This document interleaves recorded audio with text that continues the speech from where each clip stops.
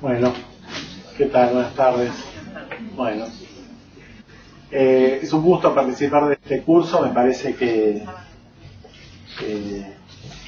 es la consecuencia de distintas investigaciones que hemos venido haciendo en torno a la enseñanza de Alfredo Ehrenreich, que me parece que han cristalizado en esta necesidad para nosotros como sociedad y por otro lado, dada la masa crítica, me parece que tenemos investigaciones.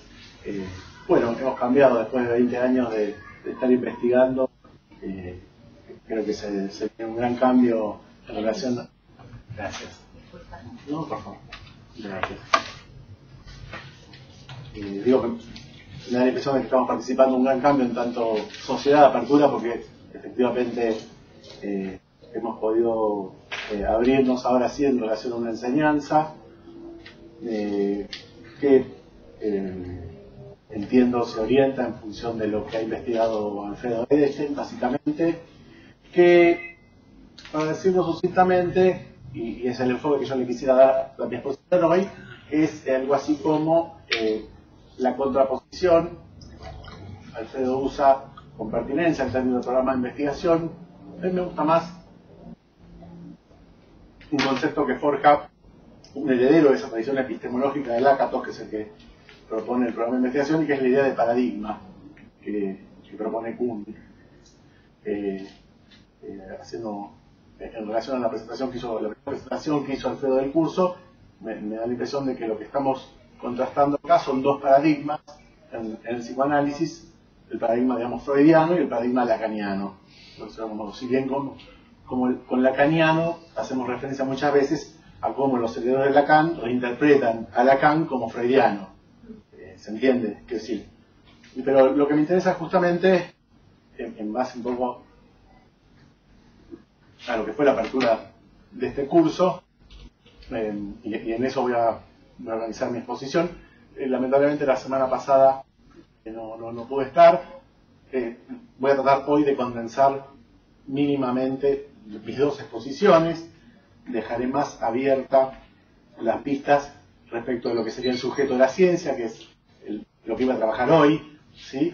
Y me orientaría básicamente en relación al tema del lenguaje, la inyección de otra edad, en fin, esas cuestiones. Digo, si puedo la voy a dar la segunda clase, pero quisiera hoy, voy a tratar de mechar un poco lo que tenía preparado en dos reuniones, el tiempo que tengamos. Decía entonces que la propuesta, lo que Alfredo propone como dos programas de investigación científicas, también podrían ser dos paradigmas, se podría pensar así, en psicoanálisis, dos paradigmas que Kuhn dice que los paradigmas en algún punto son inconmensurables, quiero decir que lo que capta un paradigma, ¿sí? No se puede traducir estrictamente al otro, con ese, digamos, a partir de eso, eso es muy importante, porque si efectivamente son dos paradigmas o dos programas de investigación diferentes, eso quiere decir que no tienen el mismo valor los términos en uno y en otro, ¿sí? Hay una teoría del psicoanálisis de Lacan, ¿sí? Que en principio no es la misma de Freud, y para colmo, muchos de los términos que uno adjudica al paradigma freudiano, en el paradigma lacaniano quieren decir absolutamente otra cosa. Uno de esos términos,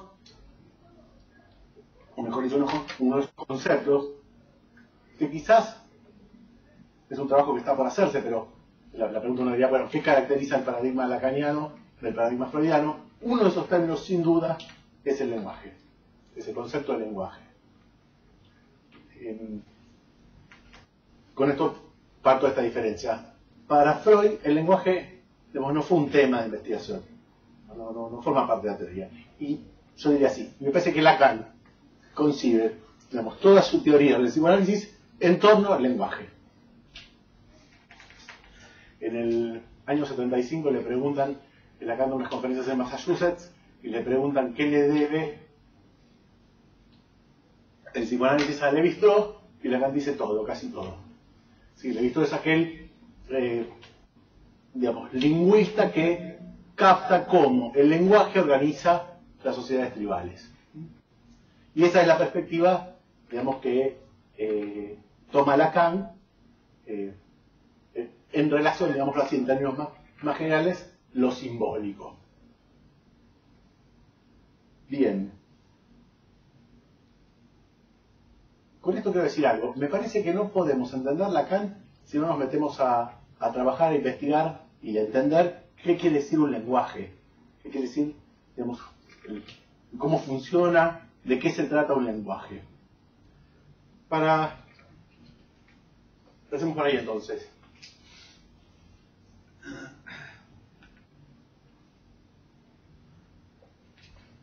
El lenguaje funciona, digamos, con elementos, van a ver cómo son cada vez mayores, que se encadenan, se parten de elementos mínimos, que son los fonemas, ¿sí?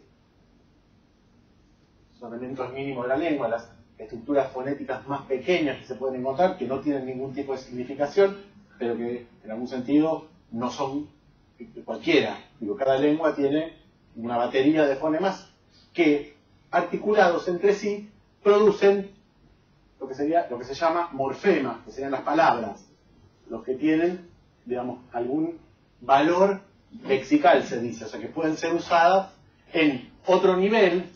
Fíjense cómo son niveles que se van como englobando. Digamos, con los fonemas se hacen morfemas, con los morfemas se hacen sintagmas, que son, digamos así, las unidades de sentido, sí, que se pueden armar en relación a cualquier lenguaje. Bien.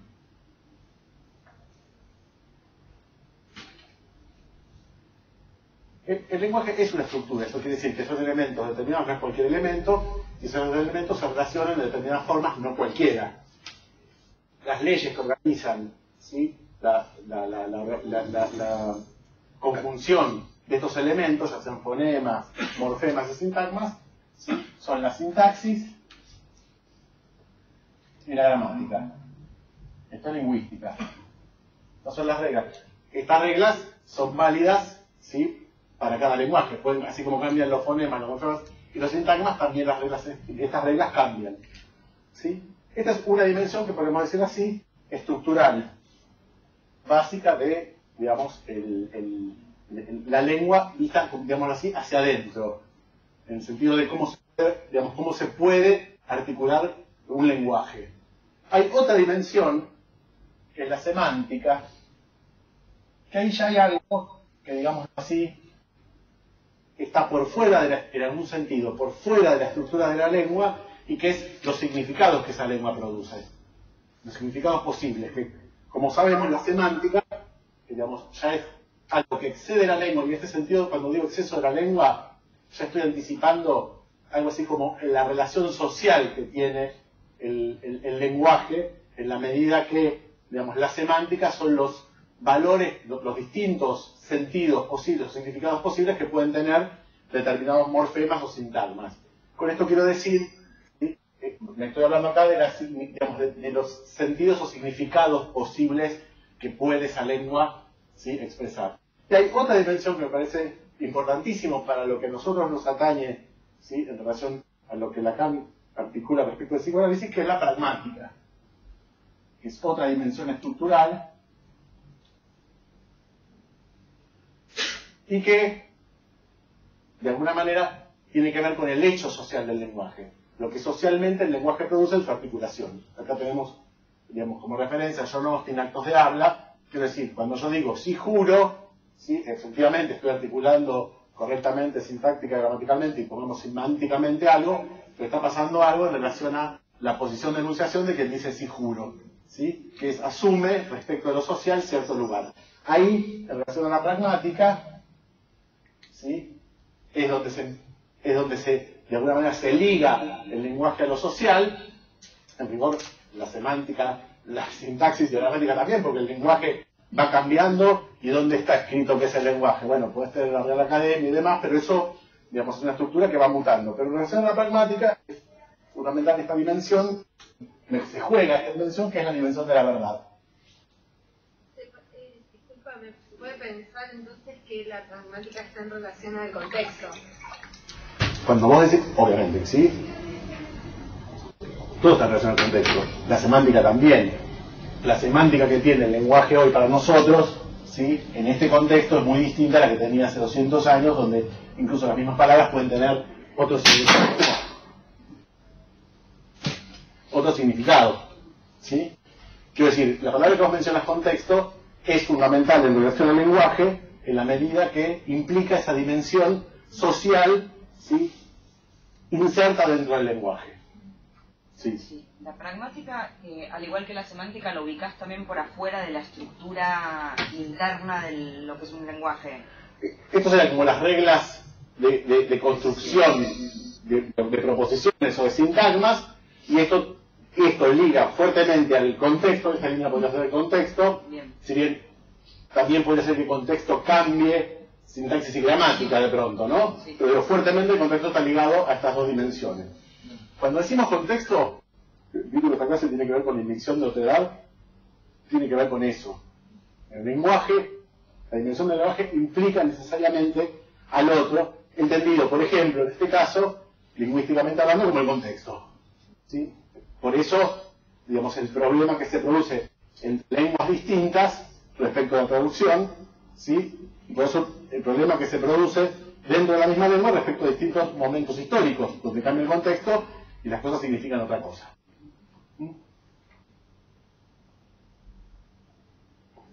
Bien. Claro, sacarlo por acá. Sacar este contexto. Yo decía, ahí tenemos la dimensión de indicción de otredad. Porque, ¿qué quiere decir esto? Porque es necesario el contexto social para entender tanto los significados como qué pasa cuando se dicen determinadas cosas, los hechos sociales relacionados con determinadas cosas. ¿Se entiende? Fíjense, en este sentido, es uno de los aspectos del matema que introduce Lacan con A mayúscula, que es otro, ¿sí? Estamos hablando de que algo relacionado al lenguaje es fundamental, ¿sí?, en la teoría de Lacan, y está ligado a este matema.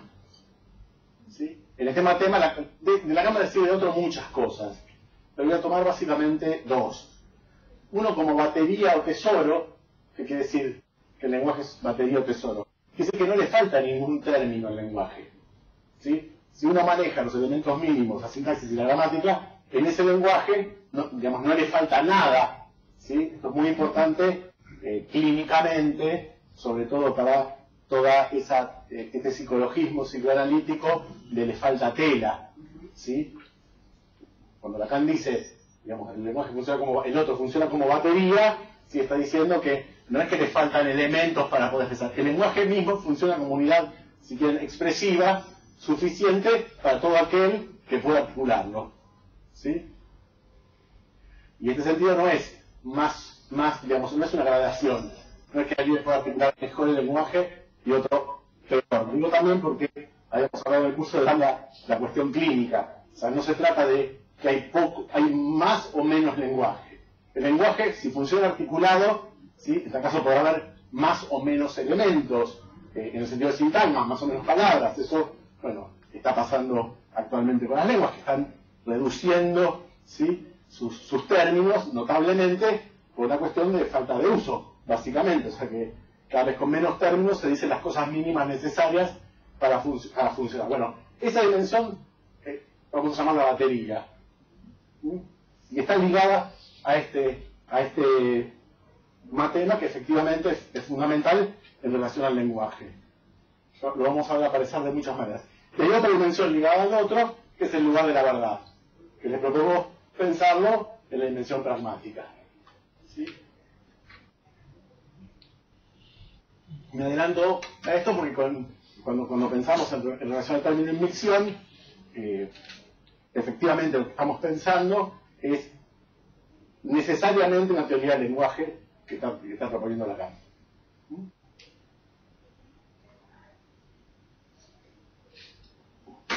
Vamos a ver un videito ahora para tratar de captar qué implica habitar una lengua en el sentido heideggeriano.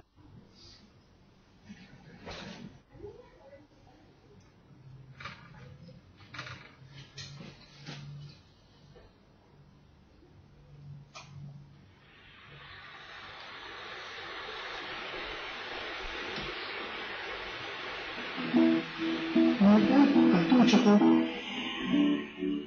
Y después que me pasé por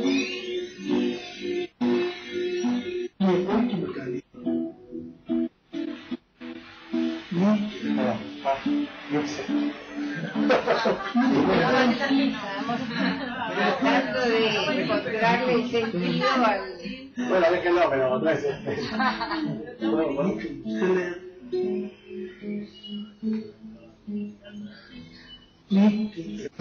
Es muy lindo, son muy lindos también. Perdón.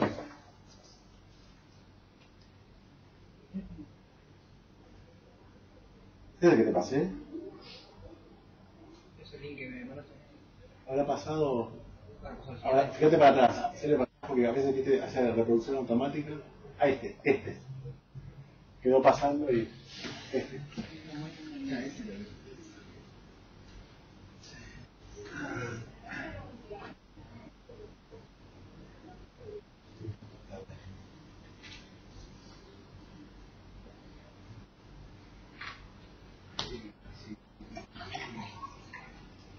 Sería algo así como para entender la dimensión existencial ligada al hecho de la lengua.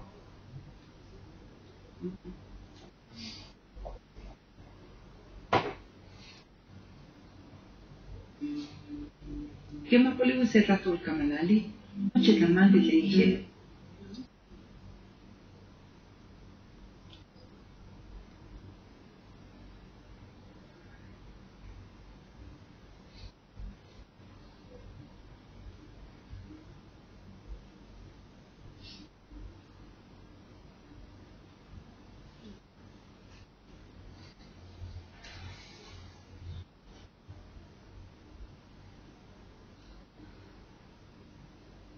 Vamos.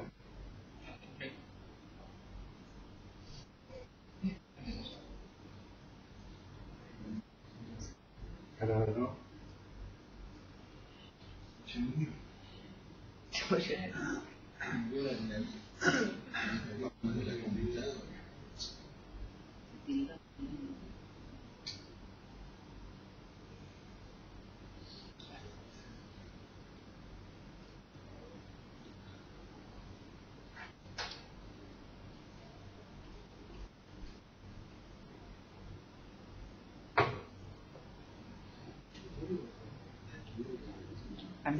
No hay dimensión de existencia.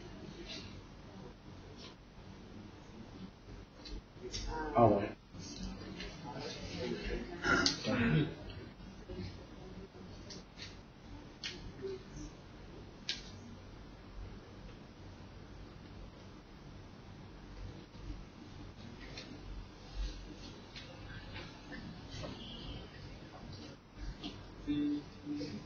Kema polibu se ratul kamanali, noche tamandi le dije.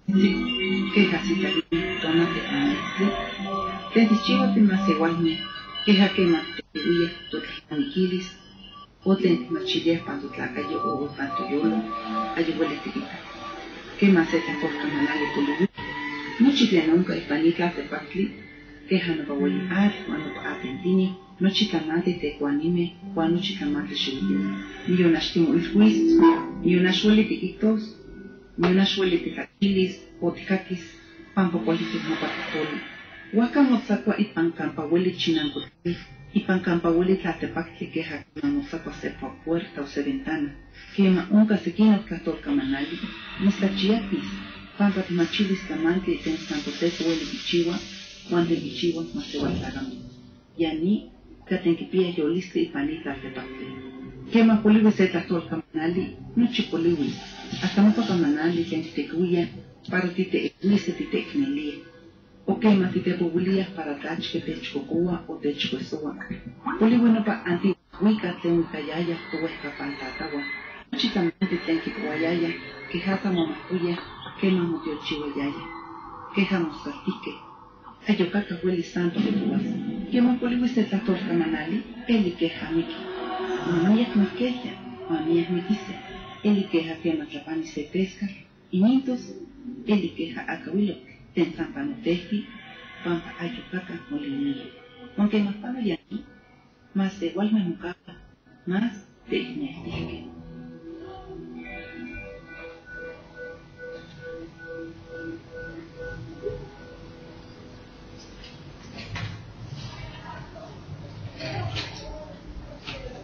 La idea del video es, me parece que muestra muy bien. Interesante como lo define como espejo, la lengua. Digo, a pensar el esquema óptico de Lacan, donde ubica en el espejo el otro, ¿sí? Digo, siguiendo un poco la idea. Es interesante esa metáfora, digamos, la metáfora del espejo. Cómo me parece además muy interesante cómo habla no solo del pensar, ¿sí? No solo que una lengua, cuando hablamos de una lengua, que se llama una lengua, básicamente es que ya no hay al menos dos que la hablen. ¿Sí? Cuando, digamos, uno solo que sepa una lengua, ya murió la lengua. Es otro dato interesante para poder comprender la dimensión del otro, ¿sí? Que está, digamos, implícita en lo que sería la vitalidad, la condición de vida de una lengua. Fíjense que además de las ideas habla de los sentires. O sea, fíjense que ahí la lengua no solo es vehículo, ¿sí? De pensamiento, sino también de sensaciones. La única diferencia que yo tendría con el video en relación a lo que les quiero presentar, él dice que con una lengua uno se asoma, ¿sí? ¿Sí? Y esa es la base de lo que yo les voy a presentar ahora como discusión, ¿sí? Como si la lengua se asomaría a otra cosa. En rigor, la tesis que le voy a presentar es que una lengua hace mundo, es mundo, se termina un mundo. Esta es una dimensión, el video es un poco trágico, un poco duro, pero piensen, en rigor, en una escala menos trágica, en el sentido de que no se termina una lengua, piensen, por ejemplo, en diferencias de idiomas, ¿sí? Son, en algún sentido, cualquiera que haya, digamos, intentado habitar un país con otra lengua, se encuentra con partes del mundo, digamos así, hechos del mundo que no comprende, porque justamente el problema ahí de la traducción es que digamos, que las lenguas no tienen todos los mismos términos. En rigor les diría, para tratar de empezar a introducir lo que me parece a mí que es la tesis fuerte del lenguaje en Lacan, ¿sí? Son mundos distintos, ¿sí? En una escala más chica aún que la interidiomática, en una misma lengua, ¿sí? Hay distintos contextos donde también hay diferencias y hay en algún sentido mundos distintos. El colmo de esa dimensión de una lengua, Lacan, digamos, la va a tomar, digamos, la va a usar y la va a incorporar psicoanálisis como la langue. La langue sería, para Lacan, ¿sí? Esa lengua que nosotros habitamos, en las cuales, digamos, hay términos que tienen más valor que otros, ¿sí? Hay significaciones que están legalizadas y no en términos de, digamos, la existencia, y lo voy a decir así a propósito, del sujeto como lo entiende Lacan, que no es el individuo, ¿sí? Entonces, la excusa de este video, ¿sí? Es, en principio,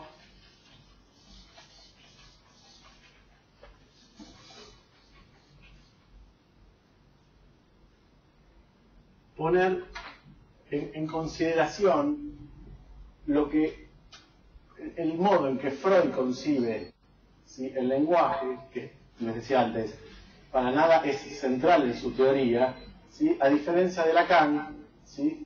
Que el lenguaje, y en particular el concepto de significante, va a ser, ¿sí? el concepto central de toda la teoría lacaniana.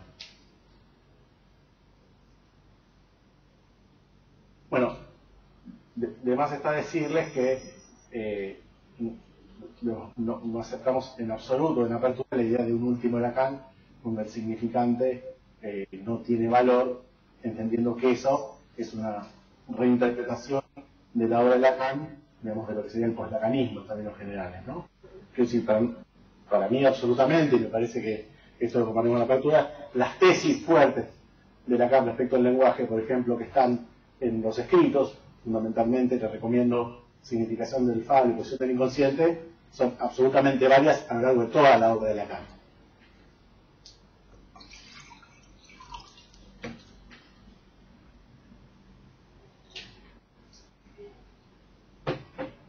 Entonces,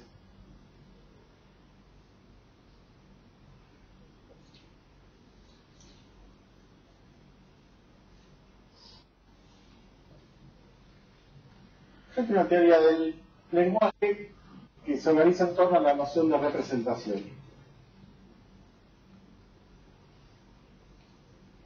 Y Lacan tiene otra teoría que se organiza en torno a la noción de significante. ¿Sí?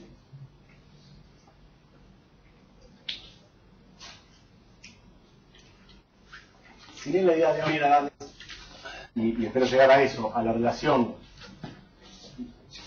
digamos, al valor que tiene en la teoría de Lacan su noción de significante, y me parece imposible no presentar eso sin antes plantear los antecedentes de cómo Lacan concibe el lenguaje de un modo diferente, absolutamente diferente a Freud.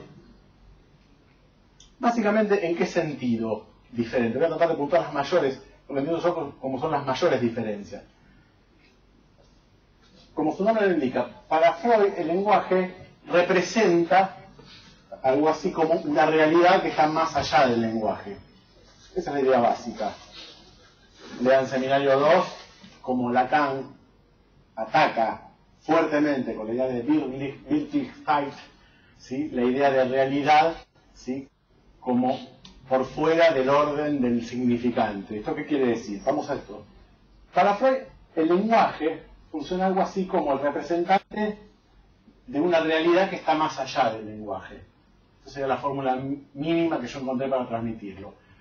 El esquema, fíjense, es básicamente dualista, y entre las consecuencias que tiene esa concepción del lenguaje, ¿sí? Para Freud, la relación a la realidad en los humanos es una relación que opone el sujeto al objeto. ¿Sí? Para Lacan, lo que les voy a proponer es que la relación lenguaje-realidad, lo digo así en términos lógicos, es una relación de implicación material. Lacan lo llama en su momento materialismo. O sea, es un materialismo de la palabra. Voy a tomar algunas citas. Implicaciones. Implicación material, digamos.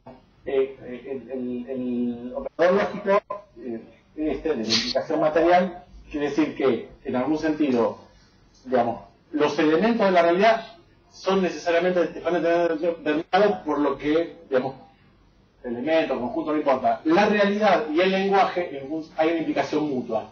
No hay realidad por fuera, no hay realidad posible por fuera del lenguaje.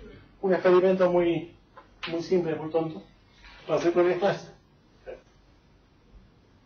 comuniquen o expresen alguna realidad por fuera, ¿sí?, de algún concepto. Díganme de algo de la realidad que no esté dicho, de alguna manera no esté articulado conceptualmente. No van a poder. La trampita ahí puede ser la experiencia mística, ¿no? Que es individual. A mí me pasó, yo vi algo, capté algo y demás. Bueno, hay algo que dice Biblia, está muy interesante respecto a eso. Dice: cualquier lenguaje individual no es un lenguaje. No funciona como lenguaje. ¿El lenguaje hace realidad? Sí, realiza realidad.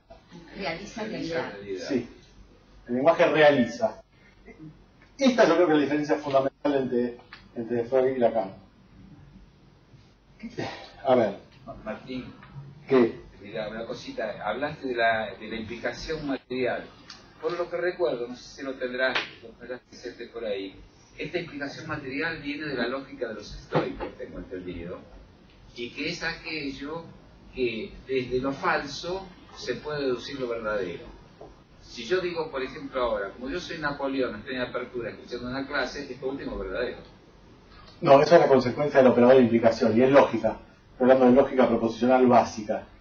Cualquier operación de implicación, Sí. no material, sino la implicación en implica, Sí. ¿sí? Digamos, A implica B, si parto de que A es falso, B puede ser cualquier cosa. Esto es una implicación verdadera. Eso es otro problema. Pero hay algo mucho más simple. Hay algo mucho más simple. Que es, hay una relación, digamos, la idea básica sería así. El lenguaje funcionando como representación presupone que uno tiene términos, ¿sí?, que refieren a una realidad que está más allá del lenguaje ¿sí? Y que de alguna manera la relación, digamos, de verdad, ahí viene todo el problema, sería como de correspondencia. Este término del lenguaje representa, digamos, tal orden de realidad que está por fuera del lenguaje. Lacan produce una profunda subversión, ¿sí?, de ese esquema con la noción de significante, y dice algo así. Me leo Significación del falo, página 656. Esta pasión del significante se convierte entonces en una dimensión nueva de la condición humana. Ahí, dimensión nueva de la condición humana es lo que yo voy a trabajar en la otra clase, que es el sujeto de psicoanálisis, es el sujeto de la ciencia. Porque ahí habría algo así como un cambio en relación a la dimensión de verdad, ¿sí? Digamos, lo que sostiene la realidad es aquello que consideramos como verdadero respecto al lenguaje. ¿Se entiende? Digo, el lenguaje puede usarse para cosas que eso no es realidad, es un delirio, cualquier cosa. ¿Sí? En el fondo acá, esta explicación está determinada por la idea de verdad. ¿Sí? Entonces, digo lo nuevo porque me parece que hay una salvedad histórica para hacer respecto a lo que implica la ciencia en relación al funcionamiento del lenguaje, al menos en Occidente. Entonces, lo dejémoslo de lado, dice. Esta pasión significante se convierte entonces en una dimensión nueva de la condición humana, en cuanto que no es únicamente el hombre quien habla, sino que en el hombre y por el hombre, ello habla. Escuchen esto. Y su naturaleza, ¿sí? Habla ahí, es interesante, Lacan no es boludo, porque, digamos, esto tiene consecuencias que Lacan está subvirtiendo con esta idea, ¿no? Y su naturaleza, escuchen así, resulta tejida por efectos donde se encuentra la estructura del lenguaje, del cual él se convierte en materia. Y por eso resuena en él, más allá de todo lo que pudo concebir la psicología de las ideas, la relación a la palabra. Naturaleza, materia. Fíjense dónde lo ubica Lacan. Esta creo que es la frase fundamental para entender, digamos, esta teoría del lenguaje de Lacan. En la misma página, en Significación del falo, creo que son las primeras páginas, Lacan dice: consideramos necesario promover para toda articulación del fenómeno analítico la noción de significante. Yo creo que va mucho más allá del fenómeno. Yo creo que Lacan tiene una teoría del lenguaje. No lo dice explícitamente, como no dice explícitamente nada, pero digamos, creo que puede leerse en Lacan una profunda teoría del lenguaje que subvierte esta idea que incluso en la epistemología ya está desechada. ¿Sí? Hay toda una discusión en epistemología respecto al empirismo que está, digamos, atravesada por esta cuestión, ¿sí? Porque digamos, el empirismo lo que sostiene es que hay hechos, ¿sí? Que en el fondo el saber es saber de hechos, ¿sí? Pero un experimento antiempirista muy interesante es poner a ver una salida de sol a un heliocentrista y a un geocentrista. Uno dirá, el sol sale, y otro dirá, la Tierra se mueve. El hecho empírico es el mismo, ¿sí? Pero lo que llama Hanson, la carga teórica, es la que determina lo empírico. Entonces, en algún sentido, digamos, en epistemología no existe el hecho empírico por fuera del lenguaje en el que es formulado, y con lo cual no está desprendido jamás, ¿sí? lo que se ve como empírico de una carga teórica que pone el observador. ¿Sí? Sí. La cita que leíste recién empieza con la pasión del significante. Sí. ¿Qué entendés por? Es un temón ese. Es un temón. A ver, me adelanto, cosas que quizás no son pertinentes, pero toda la energética en Lacan, ¿sí? está en relación al problema de la verdad y de alguna manera se tramita por la vía de esa pasión. ¿Qué quiere decir eso? Que en esa realidad que habitamos como lenguaje hay saberes que nos apasionan, se da la pasión de la verdad, y los cuales somos capaces de dar la vida por eso, ¿sí? Y lo que Lacan alude ahí es la dimensión de la verdad en el juego significante. No es no es posverdad, no es cualquiera puede pensar en cosa, entonces hay cualquier realidad. En este hecho social de la realización, ¿sí? Del lenguaje está en torno a lo que sería el valor de verdad, ¿sí? Y esa pasión es muy interesante cómo Lacan lo toma, ¿sí? Lo dice así un parrafito antes, pero me quedo acá porque me copo y sigo, pero no vamos a trabajar.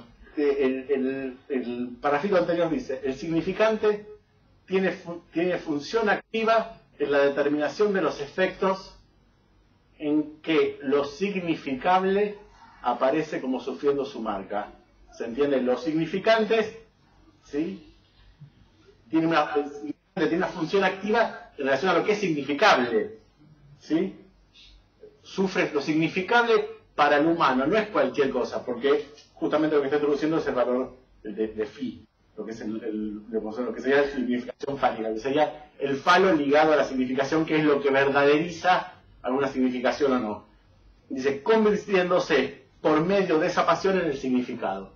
Él dice que el significante en relación a cierta pasión, ¿sí?, que se despliega como efecto sobre lo significable, eso es lo que es el significado, ¿sí?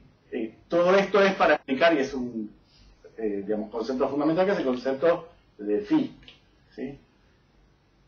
En el fondo el problema es, está bien, ustedes aceptan mi tesis, el lenguaje realiza realidad, pero no vive cada uno en su realidad, ¿sí? Hay un punto donde, digamos, esa dimensión del valor compartido pone en juego justamente la noción de valor, ¿sí? Y es ahí donde Lacan va a ubicar el significante fálico, el phi.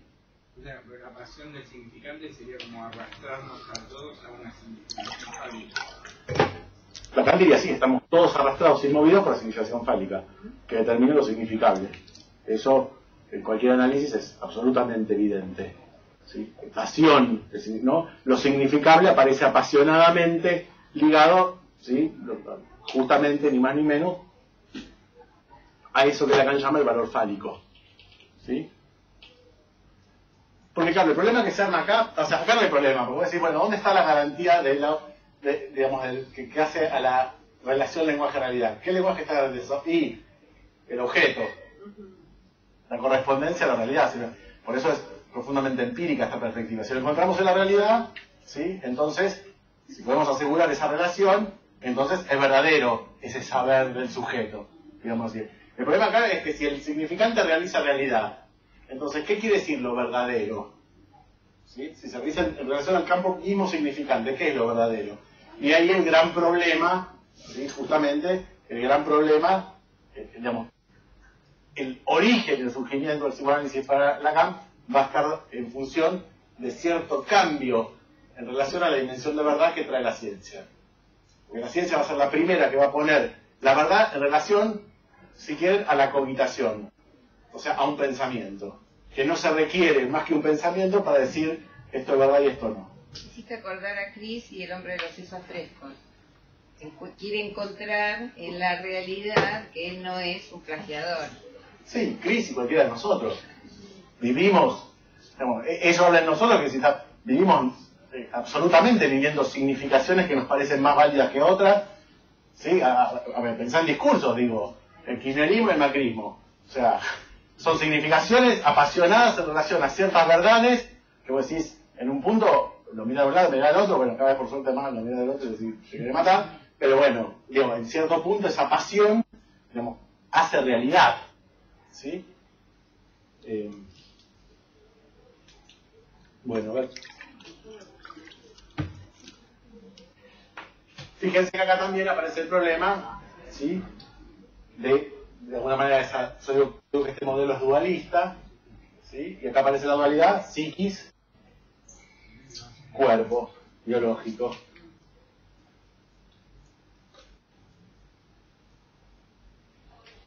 Bueno,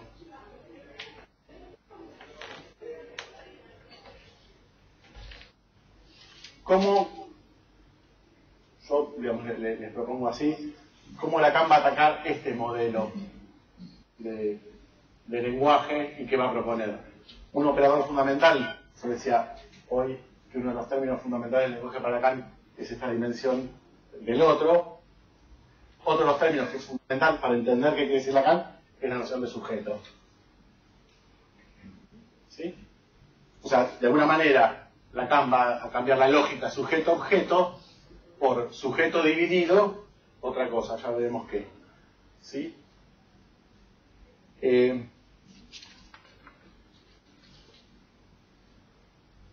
Si ello habla en el otro, ya sea que el sujeto lo escuche o no con su oreja, es que es allí donde el sujeto, por una anterioridad lógica a todo despertar del significado, encuentra su lugar significante. Cuando piensan en este matema, piensen en este esquema.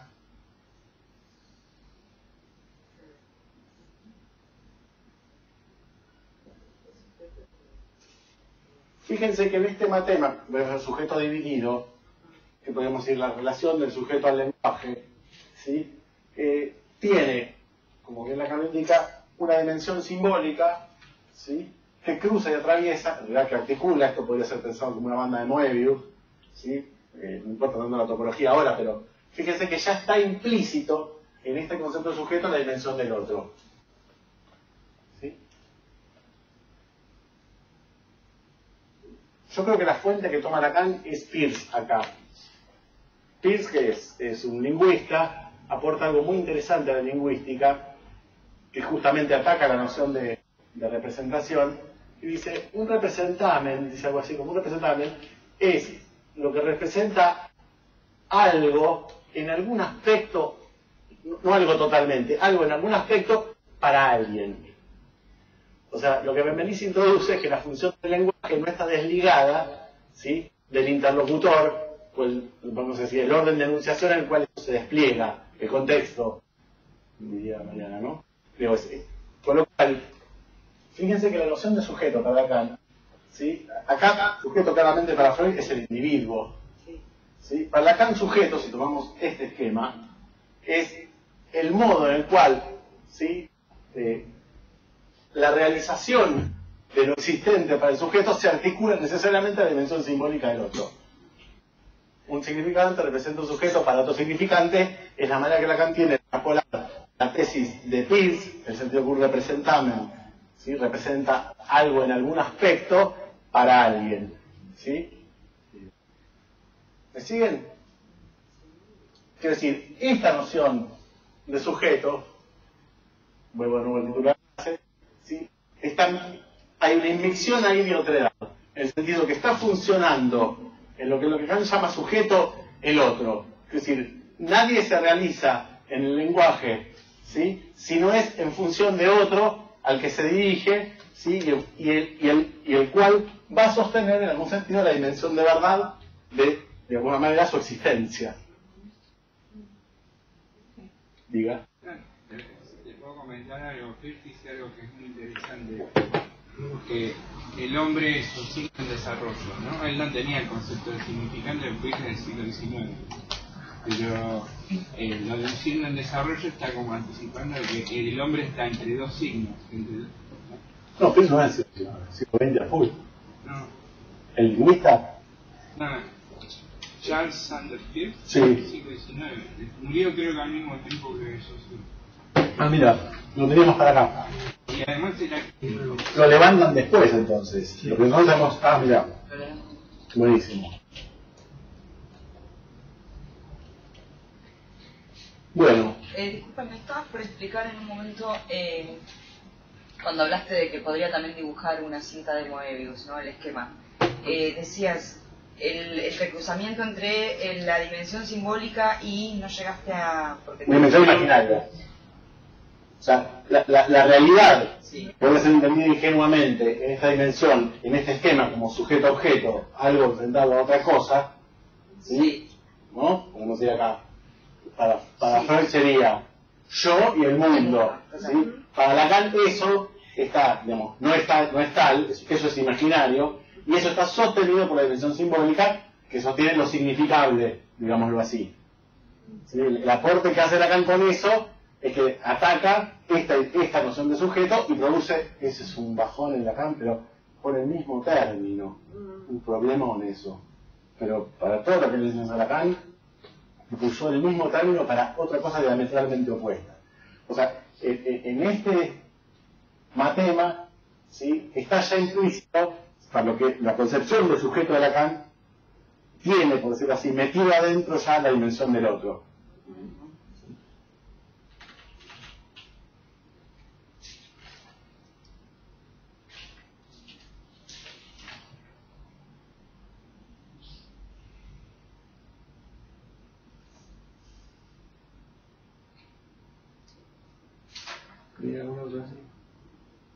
Un sujeto solo se impone, posición del inconsciente, página 199.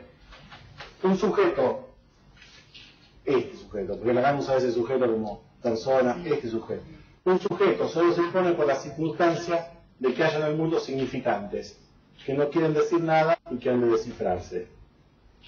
Apenas después dice conceder esta prioridad al significante sobre el sujeto. O sea, es el significante, el Big Bang que trabajó Federico, ¿sí? El Big Bang del lenguaje y el otro, también podría llamarse el Big Bang del lenguaje, el sujeto y el otro. Porque el sujeto ya está de dimensión del otro. El sujeto para Kant ya está inmiccionado, por usar el término que vamos a hablar ahí, de esa relación al otro. Hay en unas conferencias que da en Baltimore, que es donde Lacan propone el término inmicción, no lo propone en otro lado, hay un hecho que es muy interesante para pensar el tema de la invención en la ciencia. ¿Sí? Él dice, ¿por qué distintos tipos que no se conocen, a veces más de uno, en distintos lugares, en el mismo momento histórico, tienen la misma idea?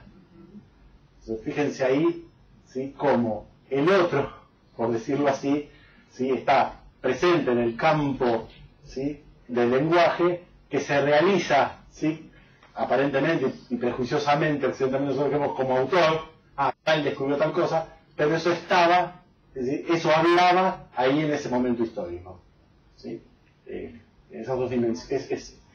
Por un lado eso, y por otro lado, ¿por qué determinadas cosas pueden pasar? O sea, no se puede descubrir inventar cualquier cosa en cualquier momento. La dimensión sincrónica sería como al mismo tiempo distintas personas pueden inventar lo mismo. Y la otra sería, ¿por qué no se inventó algo primero y algo después si puede cambiar ese orden? Podemos decir no. ¿Sí? Hay una determinación que está dada, digámoslo así, medio pedorramente, pero el estado de la lengua. ¿Sí? Un poco lo que vos decías, en desarrollo. Sí, o también podrías decir el estado del problema, en el sentido del tema, ¿no? El sujeto como tema, que ya está del otro. Bueno, el tema sería eso que circula el asunto, el sujeto como asunto, sí, claro, que puede incluso enganchar, eso es muy interesante para pensar en la clínica, ¿sí?, como en relación a determinados problemas que se presentan a título individual, digamos, si uno opera analíticamente, lo que tiene que pescar cuando pesca sujeto es una hipótesis que va, por supuesto, mucho más allá del individuo y que va a esa dimensión simbólica que determina esa realidad imaginaria que se presenta como individual. ¿Sí? Sí, sí, a full. En algún sentido, para poner un nombre, digamos, esta teoría de lenguajes habla de una correspondencia materialista-realista. ¿Sí? Y esta teoría del lenguaje es una ontología materialista. El lenguaje que realiza, lo digo no canché, lo digo tan difícil, pero quiero decir, digamos, son definiciones muy fuertes. En algún sentido, la realidad acá para Freud es trascendente, es un realismo trascendente, para Freud hay una realidad real, ¿sí?, que digamos así, que el lenguaje representaría, ¿sí?, y para Lacan la realidad, de alguna manera, es un realismo inmanente. La realidad es inmanente a la lengua. Perdón, pero ¿y la realidad psíquica de Freud? Como... La realidad psíquica de Freud es lo que primero Lacan destroza en el seminario 2, diciendo no hay realidad psíquica. No, pero la pregunta sería lo que... La realidad psíquica es la realidad real, digamos. Para él es la realidad real. No, la realidad psíquica es la representación. La realidad real, sí, es como vos de alguna representás, digamos, la verdad sería, sí, la mejor representación de esa realidad real. Eso es el eje de un montón de problemas y diferencias que es buenísimo articular en relación a lo que nosotros tomamos como el programa de investigación en torno a lo que sería la enseñanza de Lacan en torno al significante. ¿Sí? Digo, hay un montón de temas metiendo, pero quiero seguir la línea porque si no nos vamos... se sigue, más o menos. Bueno, tenemos 20 minutos.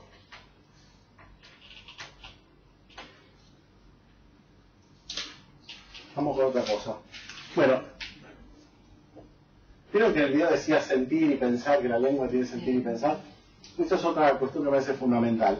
Porque Freud opone la representación al afecto. Entonces, para Freud, el esquema representacional, ¿sí?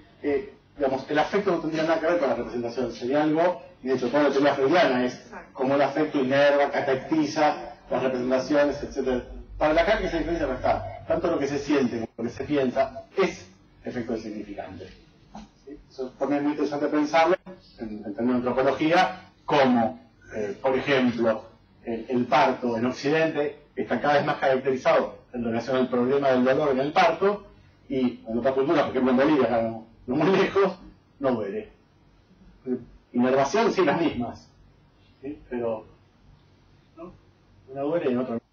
Entonces, digamos, me parece que hay una dualidad acá que se llama en relación a este esquema, que es la representación opuesta al afecto, que me parece que Lacan viene a subvertir con todo un desarrollo que, bueno, hay que seguirlo, pero tendría que ver con deseo, la minilla, pulsión, libido, goce, digamos. Todo ese desarrollo, digamos, me da la impresión de que Lacan, cada vez que toma esas cuestiones, las va a ligar siempre al lenguaje.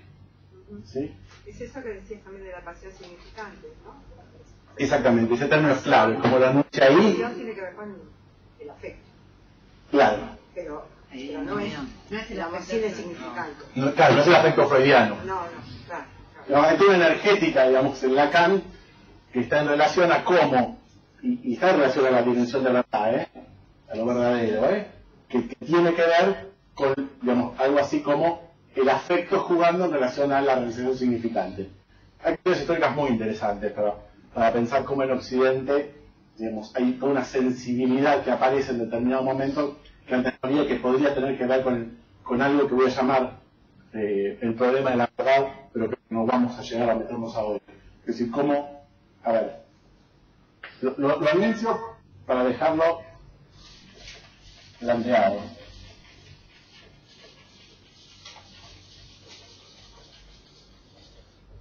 Supongamos que Lacan tiene razón y el significante funciona así en todas las lenguas.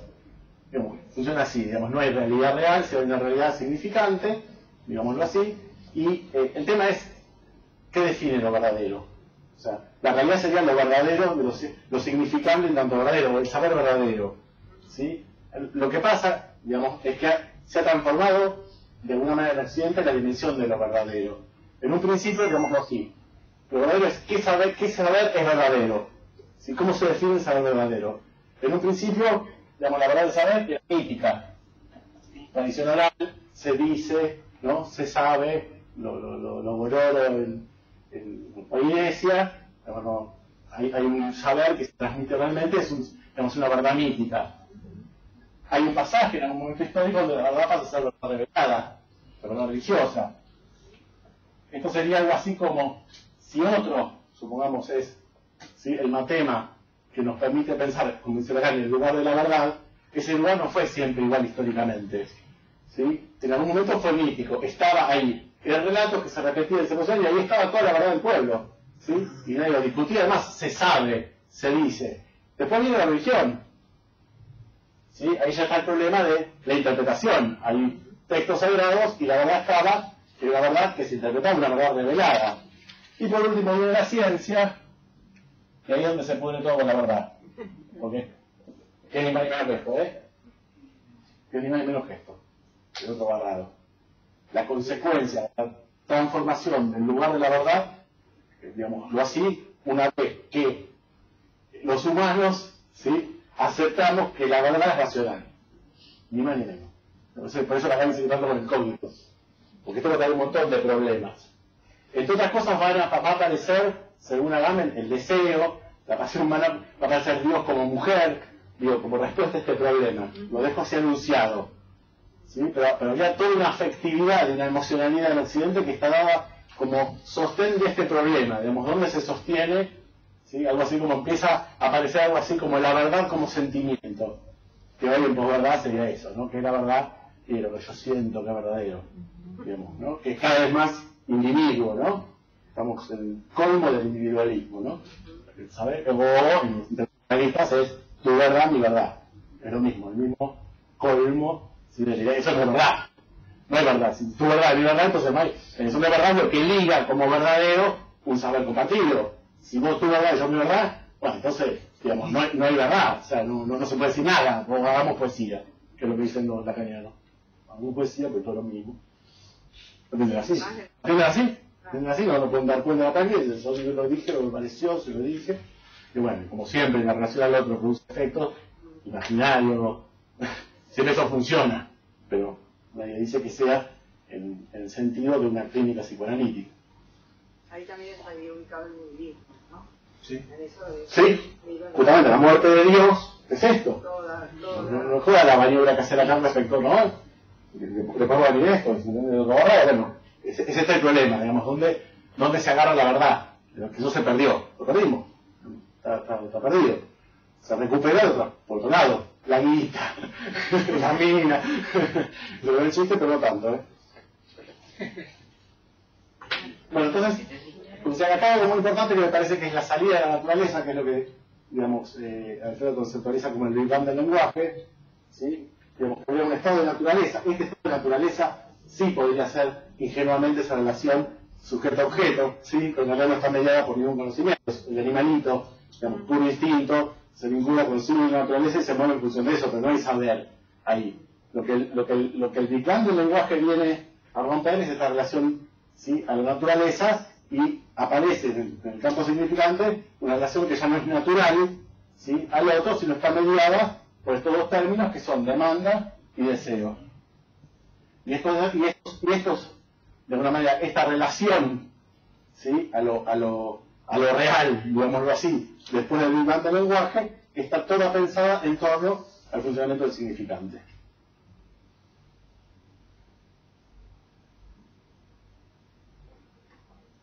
Acá es Lacan, su ataque a los postfreudianos justamente es el haber reducido, ¿sí?, lo discute con el término trif instinct, la pulsión al instinto, o sea, naturalizaron, ¿sí?, la pulsión, dice Lacan. ¿Sí? Hoy el problema que tenemos hoy es el goce, es la naturalización nuevamente, ¿sí?, de esa dimensión, de alguna manera, donde se sostiene esa relación de verdad respecto del lenguaje y la realidad, ¿sí?, a nivel de, es muy parecido al instinto, ¿no?, a nivel de esa pulsión muerta, en fin, acá tenemos toda la... No me meto en eso porque, o sea, si siguen Alfredo un poco, esto lo tienen laburado. Bueno, hay un modelo... ¿Cuánto me queda? Bueno, hay un modelo muy interesante, con esto seguiremos como modelo terminando porque no tenemos mucho más tiempo,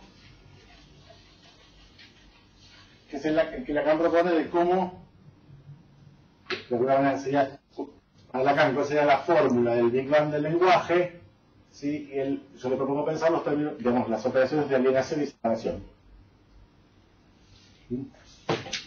Entonces, como trasfondo de esta discusión estamos diciendo, se trata del pasaje de una concepción de realidad del lenguaje organizada en torno a sujeto-objeto, ¿sí?, y de así, como la mediación del lenguaje, como representación. Yo les decía, Lacan subierte uno de los términos que es sujeto, es el ataque que hace este sistema, ¿sí? Vamos a ver si podemos captar el otro. Más complicado, pero bueno. A ver.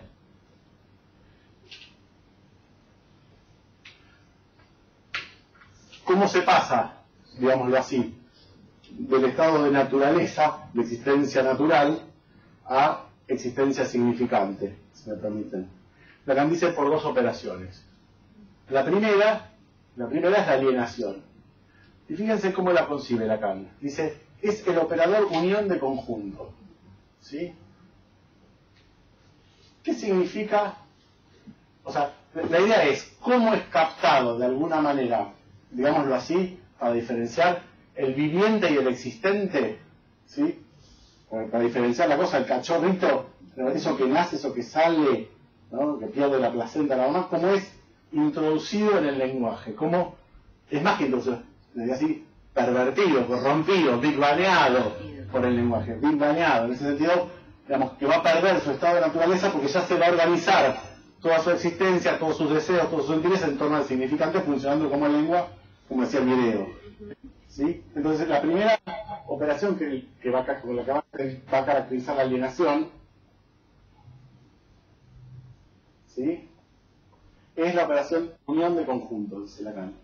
Que en lógica, vieron que la teoría de conjunto, bueno, no sé, pero la teoría de conjuntos y la lógica en algún punto pueden ser equiparables.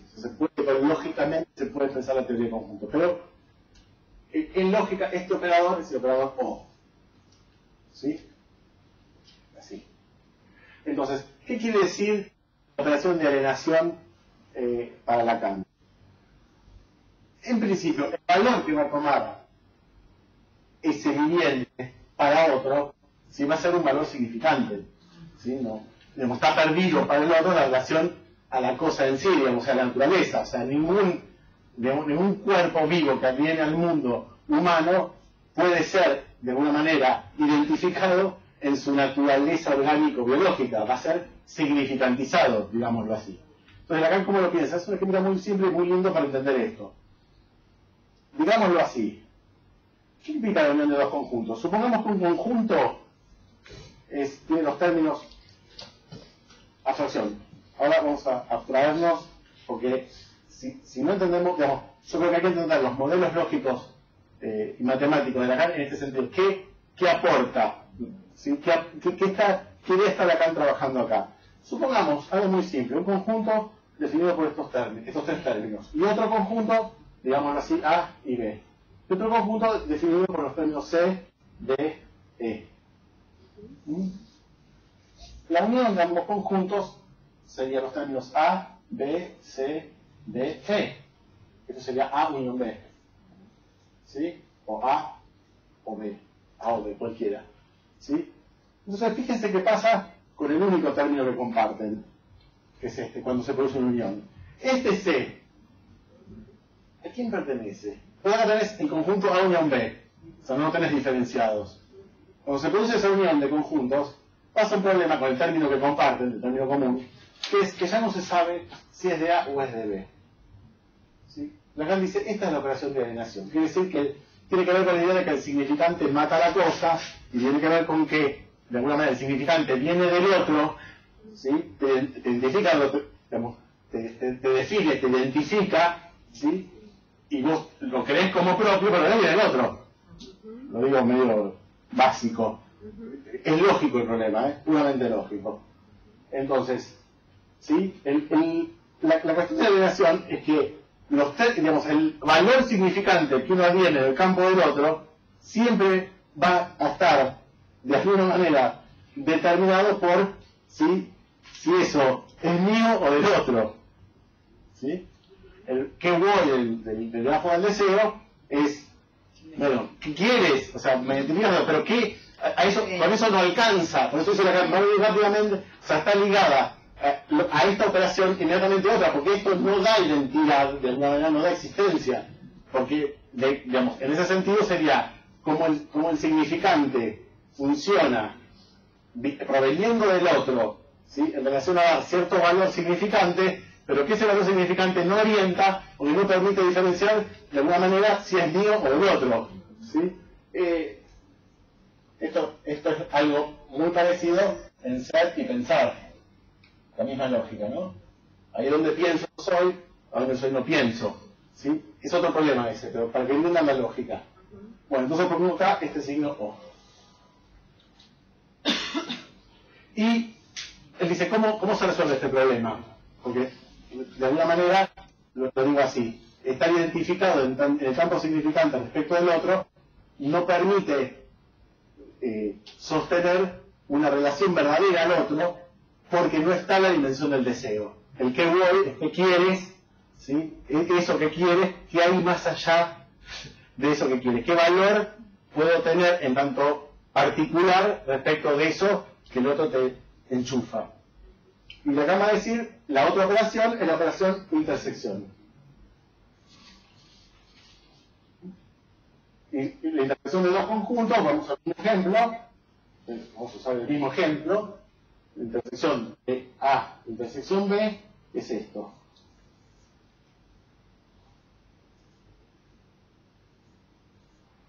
Entonces, lo que va a decir Lacan es, esto produce falta de ser, ¿no? Lo que el otro determinan el campo significante respecto de la existencia simbólica por la operación de alienación, por advenir al campo del otro, el video, ¿no? Digo, ese mundo del cual uno viene es un mundo que ya está dado, ya está hecho, y en el cual uno no termina de encontrar su lugar particular, sino es en función de, dice, cómo se rescata, porque dice, este es el failing del sujeto, que también tiene que ver con el Navarro, ¿sí? Digamos, no hay una unidad identitaria del sujeto en el campo significante posible, no hay un significante que representa al sujeto, sino es para otro significante, digamos, ¿no? Entonces, eso es, digamos, la muerte simbólica, en algún sentido, lo que dice Hegel también del, ¿no? El concepto mata la cosa, o sea, ya no hay cosa en el mundo humano, cosa en sí. Les viene este ejemplo. ¿Qué va a rescatar de ese failing, de esa caída? Bueno, que ese agujero, esa falta, ¿sí? esa falta que produce, ¿sí? el failing significante, se articula una falta en el otro, al deseo del otro. ¿Sí? Entonces puedo venir yo como objeto del deseo del otro. Es ahí donde me puedo sostener de alguna manera existencialmente respecto del otro. Puedo tener, lo digamos así, de alguna manera identidad. ¿Cómo? Y ahí viene como, acá está el tema de la banda de Moebius. Con una torsión, se puso una torsión significante respecto de que mi valor de alguna manera está dado por un lugar que le falta al otro. Hay uno que le falta al otro. ¿Sí? Fíjense que el operador lógico equivalente a la teoría de conjuntos en lógica es el I, le propongo así, ¿sí? Y justamente ese valor, ¿sí? en relación como objeto del otro es lo que yo entiendo que Lacan propone como A. Entonces, lo que le propongo es que Lacan produce un pasaje de la oposición sujeto-objeto, ¿sí? una teoría sobre el fantasma. Sí, donde la realidad es fantasmática, digamos así. En la página 795 de Posición del Inconsciente lo dice muy bonito, Diga. esto. Diga. Lo leo, dice, este soborno segundo no cierra solamente el efecto del primero, hablando de estos dos momentos del fading y luego, Sí. proyectando la topología del sujeto en el instante del fantasma. Sí. Lo sella, rehusando al sujeto del deseo que se sepa efecto de palabra, o sea, lo que es por no ser otra cosa que el deseo del otro. Exactamente. Él dice justamente acá que en relación a esta operación puede entenderse porque uno puede dejarse matar por el otro. Puede morir por el otro. Relaciona, fíjense cómo acá la vida ya no tiene nada que ver con lo biológico, sino que la vida es en relación al deseo. Lo que vivifica es en relación al deseo. Entonces, quiero decir, me resultaba muy interesante cómo, digamos, el Losange también puede ser pensado como la conjunción de operaciones lógicas, ¿sí? de una intersección respecto del otro, donde ya no hay un objeto, porque en realidad el objeto está perdido, y bueno, me habían pedido de articular de alguna manera esto a la cuestión clínica. Fíjense que si no está acá operando el deseo, o sea, lo digo así brevemente porque tenemos 3 minutos, porque tenemos que terminar antes por la presentación de apertura, pero fíjense que si acá está, para que funcione esto, ¿sí? En el otro tiene que funcionar el deseo. ¿Qué quiere decir que tiene que funcionar el deseo? Que tiene que funcionar la metáfora paterna. ¿Sí? Si en el otro no funciona la metáfora paterna, acá tenemos muchos de los problemas clínicos digamos, no funcionamiento de la metáfora paterna es porque el otro no puede ofertar una falta, ¿sí? respecto al fe de un objeto en el cual se produzca ese soborno, ese traslape, lo dice de muchas maneras. Esto es la estructura de la banda de Moebius, no me voy a detener en eso ahora, pero esa torsión de la banda de Moebius tiene que ver con eso, con esa relación de deseo a deseo, ¿sí? que es, ahí tenés a Hegel, digamos, es el mundo humano, es un mundo de deseos, vivimos en un mundo de deseos, ahí está fuerte la tesis de que no hay relación a la naturaleza posible. ¿Sí? ¿Hay algo más?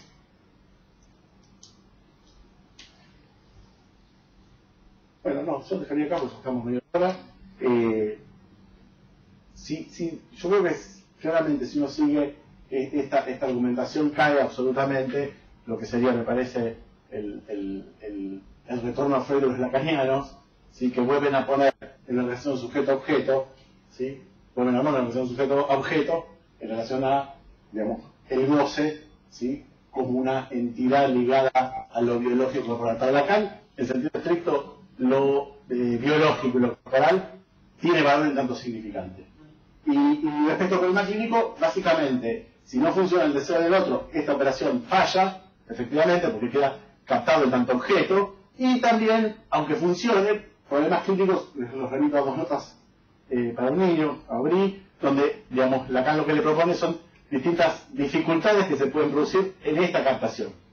¿Sí? No necesariamente del orden de la psicosis, pero cuando hay cierta fijeza de objeto en el niño, por ejemplo, en el niño que tiene algún problema con discapacidad, es muy proclive a ser tomado como objeto. O sea, que no opera el fading ahí. ¿Sí? Digamos, pero la estructura, digamos así, de la logofrase podría ser pensada en estos términos como una falla en relación a cómo entra en relación al lenguaje, ¿sí? Un existente, ¿sí? Cuando no puede, de alguna manera, venir a engancharse en relación a digamos, el deseo del otro. ¿No decís que no necesariamente es psicosis el efecto de eso? No, porque Lacan ahí en nosotros su niño trabaja primero la psicosis, pero después ¿qué pasa cuando esto no opera en tanto deseo? ¿No? Incluso habla del problema del niño retardado. Claro, digamos, y hay como variaciones, ciertas fijezas, etcétera, que después obviamente va a remitir a la pareja parental. En función de cómo funciona el deseo de la pareja, ahí atenti como el niño puede venir, digamos, a un lugar muy complicado, pero no necesariamente psicosis, quiero decir eso, ¿no? ¿Sí? Bueno, ¿estamos en hora? ¿Estamos? Bueno. Gracias. ¿Recuerdan el esquema que me dice de, digamos, saber mítico, saber religioso y saber de la ciencia? De alguna manera, eso es lo que yo quería desarrollar en otro momento, pero justamente, digamos, lo que está cambiando ahí es lo que sería la dimensión de lo verdadero. Y en algún sentido, históricamente, de alguna manera, esta relación al lenguaje y al otro habría cambiado en Occidente después de la ciencia. Porque no es lo mismo la función del otro en una sociedad mítica, donde se sabe, donde no hay problema, las cosas son como son, una sociedad religiosa, donde el otro son los que representan la palabra de Dios, a una relación al saber del tipo de la ciencia, donde lo verdadero, si quieren así, ahí es acá donde dice, la ciencia forcluye la verdad, no el sujeto. Sí, sí. La ciencia forcluye la verdad, por eso es la ciencia. ¿Qué quiere decir la forcluye la verdad? Que no tenemos ninguna posibilidad de referencia material más que discursiva a la verdad. O sea, la verdad está en el otro, y la verdad de Catalina, porque ahí, digamos, tenemos serios problemas.